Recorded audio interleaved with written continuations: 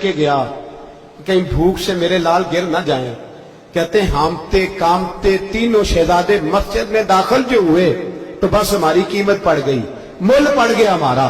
کہتے ہیں مسجد میں قدم رکھا تو ایسے لگا جیسے نبی پاک ہمارا انتظار کر رہے ہیں. فرماتے ہیں تیسرے دن کی مغرب پڑھنے گئے تو حضور نے تینوں باپ بیٹوں کو چہرے دیکھے.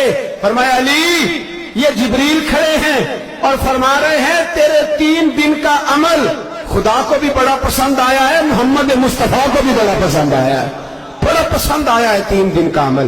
میرے بھائی ٹریننگ کرائی, ٹریننگ. ہمارے ہاں تو حال بڑا سخت ہے. اور دین کا معاملہ, چوری آتے ہیں بچے گھروں سے چوری نمازیں پڑھنے, داڑھی رکھ لے تو سب سے پہلے مسئلہ اماں کو بنتا ہے. سب سے پہلا انہوں نے ٹریننگ کی, دین کے لیے تیار کیا, ہمتیں بدائی. اور رسول پاک علیہ السلام نے خود اپنی بیٹی کی تربیت فرمائی, شہزادی کی. کس کی؟ دنیا میں سب سے بڑی شہزادی کون ہے؟ آپ نام لیں گے تو دل ٹھنڈا ہوگا انشاءاللہ. میرا عقیدہ ہے حضرت فاطمہ کا نام لے تو اللہ دل کو سکون دیتا ہے. سب سے بڑی شہزادی سیدہ, بولیے سیدہ فاطمہ الزہرا رضی اللہ تعالی عنہ. حضرت علی فرماتے ہیں حضور بڑا پیار کرتے تھے حضرت فاطمہ سے. جب سفر پہ جاتے تو سب سے آخر میں حضرت فاطمہ سے ملتے, واپس آتے تو سب سے پہلے حضرت فاطمہ سے ملتے. فرماتے ایک جہاد کے لیے حضور چلے گئے اور مجھے نائب بنا کے چھوڑ گئے. میرے پاس مال غنیمت کے تھوڑے سے پیسے تھے, تھوڑی سی رقم تھی. تو میں نے سوچا کہ میں نے فاطمہ کو کبھی تحفہ نہیں دیا تو ایک زنجیر نہ سونے کی خرید کے دوں. کہتے ہیں کہ چین سونے کی زنجیر خرید کے میں نے حضرت فاطمہ کو تحفہ دی تو سیدہ نے پہن لی. کچھ دنوں کے بعد خبر آئی کہ حضور کل پہنچ رہے ہیں واپس. کہتے ہیں میں نے فاطمہ کو بتایا تو مجھے پتا تھا فاطمہ کیا کرے گی. سیدہ نے سارا گھر صاف کیا, ساری تیاریاں کی, کھانے چنے, جو اس وقت ماحول تھا ہر لحاظ سے حضور کی آمد کا انتظار کیا. اور سویرے سے ہی حضرت فاطمہ بیٹھ گئی. سویرے سے حضور کئی دنوں کے بعد آ رہے ہیں, کمال ہو گئے.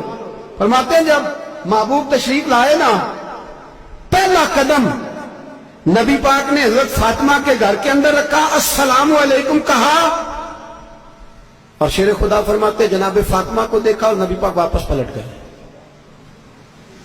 کہتے میں نہیں تھا گھر میں واپس آیا, بی بی صاحبہ نے بتایا اور میں نے دیکھا کہ فاطمہ اس طرح روتی ہے کہ میں نے ایسا روتے کبھی دیکھا ہی نہیں.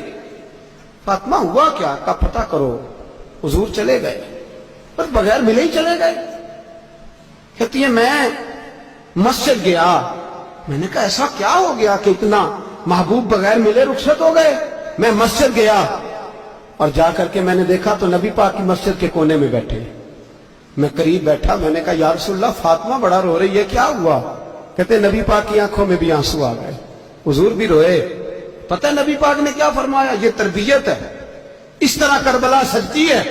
رسول پاک علیہ الصلوۃ والسلام نے فرمایا وہ میری بیٹی ہو کے سونا پہنتی ہے, ہر عورت کے لیے جائز ہے, کئی کلو بھی پہن لے تو شریعت منع نہیں کرتی. حضور نے فرمایا میری بیٹی ہو کے سونا پہنتی ہے.